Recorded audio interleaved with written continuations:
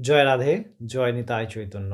আশা করি সবাই খুব ভালো আছেন এবং আনন্দিত আছেন। আমরা আজকের এই শ্লোকে আলোচনা করব যে ৩০তম শ্লোক অর্থাৎ শ্রীমদ্ ভাগবত মহাপুরাণ ১ম অধ্যায় মাহাত্ম্য কথার ৩০তম শ্লোক।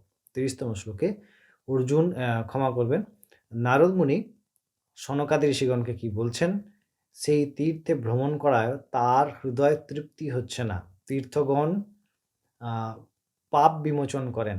এর ফলে আমাদের হৃদয়ের পাপের বোঝ কমে, পাপের বোঝা কমে এবং আমাদের হৃদয় আনন্দিত হওয়ার কথা। কিন্তু হচ্ছে না নারদ মুনির কেন? তাহার কারণটি বলছেন। ভালো করে নিশ্চয়ই আমরা এই বিষয়ে আলোচনা করব। অবশ্যই ১ম এ আমরা শ্লোকটি দেখি। ৩০তম শ্লোকে বলছেন যে नावश्यं कुत्रमिच्छर्म मनः सन्तोषकारकं कलीनधर्ममित्रेण ধারেয়ং ব্যধিতাধুনা।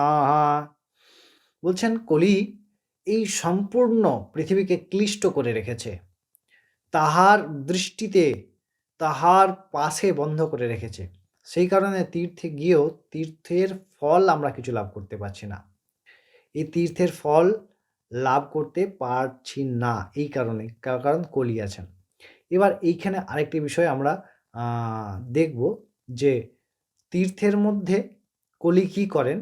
না আমরা এখন তীর্থে ধরুন পুরীতে গেলাম। পুরীতে গিয়ে কি হয়? শুধু সমুদ্রটিকে এনজয় করছি। সমুদ্রের ঢেউ খাচ্ছি, বিভিন্ন রকম কেউ তো সমুদ্র পাড়ে চিংড়ি মাছ ইত্যাদি সমস্ত আরও কত সব মাছ, মাংস ইত্যাদি হ্যান-ত্যান ভালো হোটেলে থাকা, কাম ক্রিয়াদি ইত্যাদি। তো এখানে কি হয়? অপরাধ হয়। আমরা জগন্নাথ দর্শনে যাই আ 10% 5% বাকি 85% 90% কোথায় যায়? না সমুদ্রের ঢেউ খেতে, ভালো জায়গায় ঘুরতে, ঘোড়ার পিঠে চড়তে, বিভিন্ন আ অভক্ষ্য বস্তু ভোজন করতে। তো এই কারণে কি হয়? এইগুলি হচ্ছে কলির প্রভাব।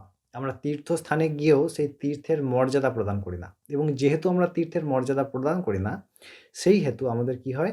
না আমরা সেই তীর্থের লাভ করতে পারি না। আমরা সেই তীর্থকে আ পেতে পারি না। মানে সেই তীর্থের কৃপা পেতে পারি না। যার ফলস্বরূপ কি হয়? না আমরা আ অসন্তুষ্টই হই। আমরা শান্তি পাই না। আমরা পাপের বোঝ থেকে মুক্ত হই না। বরঞ্চ আরো কিছু পাপ হয়ে যায় তীর্থস্থানে গিয়ে এবং তাহা মহৎ অপরাধে পরিণত হয়। এবার এরপরে কি বলছেন? আমরা নিশ্চয়ই পরবর্তী শ্লোকে জানব এবং ইহার থেকে মুক্তির উপায় কি? তাও বলছেন। সবাই খুব ভালো থাকবেন, আনন্দে থাকবেন। জয় রাধে, জয় নিতাই চৈতন্য।